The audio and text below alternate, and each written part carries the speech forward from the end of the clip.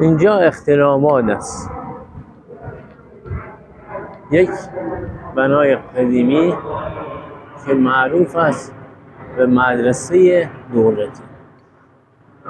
حالا چرا مدرسه دولتی؟